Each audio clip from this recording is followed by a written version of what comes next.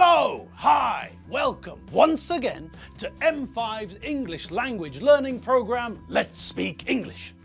I'm Gav Duncan and I'm here on your TV to help you learn English. Now, are you sitting comfortably? Yes? Good! And are you ready for today's lesson? Yes? Good! Okay, well, let's learn English together. All right, welcome once more to the studio, people. Welcome, come in and make yourselves comfy. All right, so no time to dilly-dally. It's time to get stuck into Uncle Yoda's English order word sentence exercises correct. Although we all know that Uncle Yoda's not very good at word order. For a start, that title should read Uncle Yoda's correct English sentence word order exercises, with the Hug's help. But as we've already discussed, Yoda might be great at Aikido and whatever, but he sucks at word order. Never mind. We'll just have to clear up what he made a mess of, that's all. All right, so back to the exercises. We know that the mess of the sentence I while swim steal someone clothes my can be transformed into a perfect sentence using the past continuous in one clause and the past simple in another. Number 6, I while swim steal someone clothes my. While I was swimming, someone stole my clothes. All right, now what else have we got? Number 7, you beware. The two supermarket BI. Present perfect simple question, present perfect simple. Aha! Now this one features the present perfect simple twice. Once as a question and once as a positive sentence. Okay, so which word are we going to start with? Yes, that's right. Because we're asking a question, we have to start with the question word. So that means that we're going to start with the w word. Where? And then what? Well, it's a question, isn't it? Yes. So that means that now we need the auxiliary verb, don't we? Yes, we make the present perfect simple with the verb to have plus the past participle of another verb. And when we want to ask a question with the present perfect simple, we have to lead with the auxiliary. So, have. Which form? Well, what's the subject? You, the second person singular. Then I have, you have. So where have? Okay, and what now? What follows the auxiliary verb? Yes, that's right, the subject. Where have you? Okay, and now what? Well, now we need the past participle of the main verb. And what's the main verb? The verb to be. Okay, so what's the past participle? Be, was, were, been. Okay, so that gives us where have you been? Number 7, where have you been? Okay, that's the question. What about the reply? What about the answer? What about the response? Well, the answer, the reply, the response is also in the present perfect simple, but this time it's not a question but a positive statement. So, start with the subject, and what's the subject here? Yes, it's the first person singular. And what follows the subject? The verb. Subject, verb, object. Okay, and what's the verb? It's the verb to be again. Okay, so what form of the auxiliary verb do we need? I have, yes, have. Okay, I have, and what about the past participle form, the third form of the verb? Be, was, were, been. I have been, I've been. Okay, fantastic. And what now? Well, now we finish the sentence by telling people where I've been. To the supermarket. Excellent. Let's see the whole thing. You beware, the two supermarket BI. Where have you been? I have been to the supermarket. Excellent. Now what? Number 8. 10 for years live I here, so live since you here 2008. Present perfect simple, present perfect simple. Aha! The present perfect simple again, a positive statement using the present perfect simple, followed by a positive sentence using the present perfect simple. Okay, so where are we going to start? Yes, that's right. We're going to start with the subject, the first person singular, I.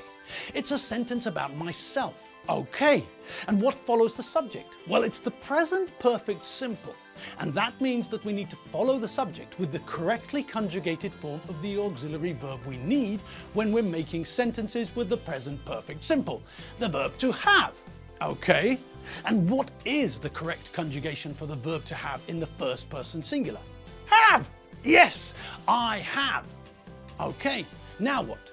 Now we need the past participle of the main verb, don't we? Yes, jefe, that's right. And what's the verb? What's the main verb here? Yes, it's the verb to live.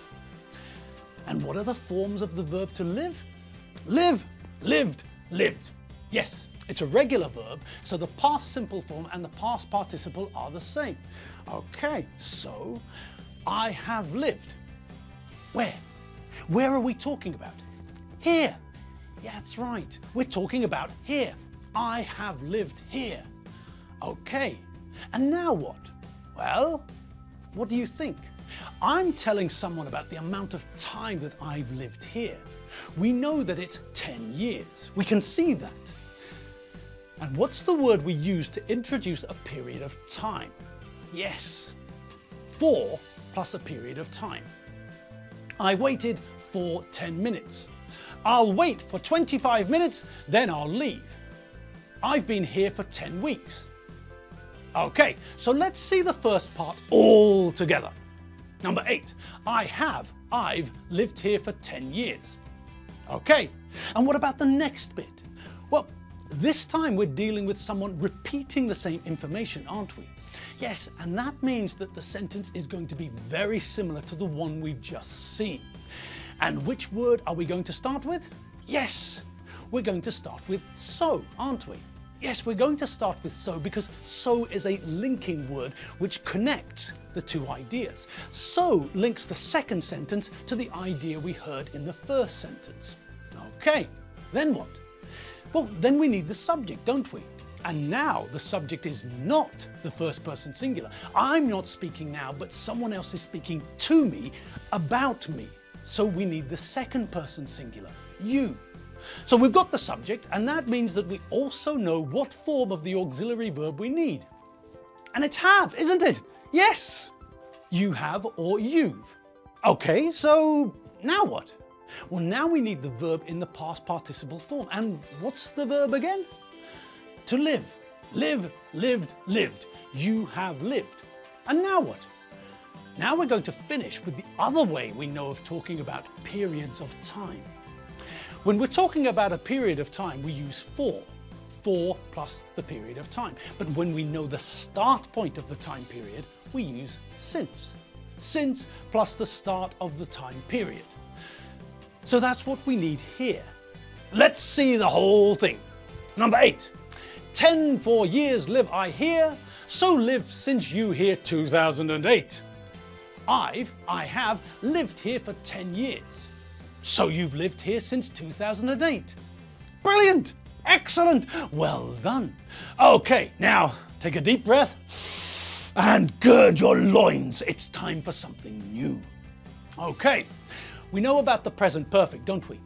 We know that we use the present perfect to talk about things which fit, broadly speaking, into 4 main categories. Do you all remember the categories? There was the idea of an event in the past with a result now. The idea of an event in the past which is important now. The idea of something which started in the past and continues until now. The idea of a recent or very recent event which is connected to the present. Okay, now today we're going to have a look at the present perfect again, but this time we're not going to concentrate on the present perfect simple, but the present perfect continuous. Now the present perfect continuous is still part of the present perfect, so we still use it in the same basic manner. We're talking about a situation where there is a connection between the past and now. We normally use the present perfect continuous when we're talking about something which has recently stopped or just stopped. We often use the present perfect continuous when we can see the results of something which happened in the recent past. When we can see the results of the past action in the present. Think about the following example. Is it raining? No, but the roads are wet. In that case, it has been raining. We can see the result of the fact that it was raining recently. The roads, the pavements are still wet. Obviously, the rain only stopped very recently, and we can see the evidence, the proof. The water on the ground shows us that it has been raining. Now, just think about using the present perfect simple in that example. It wouldn't work, really, would it? Well, it would and it wouldn't. If we use it on its own, then it would sound a bit strange. Is it raining? No, but the roads are wet. In that case, it has rained. Do you see what I mean? It has rained. It's a bit strange, isn't it? If we used it with just to show that we're talking about something in the recent past, then it's definitely better. Is it raining? No, but the roads are wet. In that case, it has just rained. But even with that one, it doesn't sound as good as when we use the continuous, does it? Is it raining? No, but the roads are wet. In that case, it has been raining. So, we use the present perfect continuous to talk about activities or events which started in the past but are still happening now, or activities or events which began in the past and have just stopped very recently. Now, we also have to pay attention to the fact that just as we can often make alternative sentences with identical meanings to sentences with the present perfect simple, we can often make sentences with the present perfect continuous, which we can also make with the present perfect simple. Think about these two sentences. I've been living in Budapest for 25 years. I've lived in Budapest for 25 years. Is there any real difference between the meanings of those sentences? Not really. For me, the fact that the present perfect simple is a simple tense, not a continuous one, implies or suggests that this is a more permanent situation, but that might just be me. Okay, so let's have a look at how we make the present perfect continuous. What is it that we need? Well, looking at the examples we've seen in the last few minutes, we can see that we form the present perfect continuous with the auxiliary verb have. The same as we do with the present perfect simple. But what else is there in the mix with this continuous tense? Well, there's something else here in the mix, isn't there? Yes, been. The present perfect continuous is formed with have plus been plus the ing form of a verb. Okay, well, all that means is that just as with the present perfect simple, we have to be careful of the conjugation. There are two forms of the verb to have, aren't there? Have and has. And as you all know, we use have for the vast majority of subjects. I have, you have, he, she, it has, we have, you have, they have. We use have for the first person singular, I have. We also use have for the second person singular, you have. And as we all remember, we use have for all of the plural forms, we, you, and they. We have, you have, and they have. The third person singular, he, she, and it, is the only subject which uses has. He has, she has, and it has. Okay, so we decided, depending on the subject, whether we need have or has, and then, well, after that, we add been and follow been with the ing form of the main verb in the sentence. And we'll have another look at it and practice some more in a couple of lessons' time. Yes! Time's up. Yes! Our time is slowly coming to a close. And that means that we have to part! I've been explaining English to you for almost 15 minutes, and now it's time for me to stop. But don't worry. Almost before you know it, I'll be back here on your screens with some more English fun. Right, I'm off to get a coffee, and you lot, well, get stuck into your chores, and then, well, after that, the world is yours. Do with it what you want. Do what you fancy, and then walk the dog. See you tomorrow. Same time, same place, but tomorrow. See you later. www.mediaclick.hu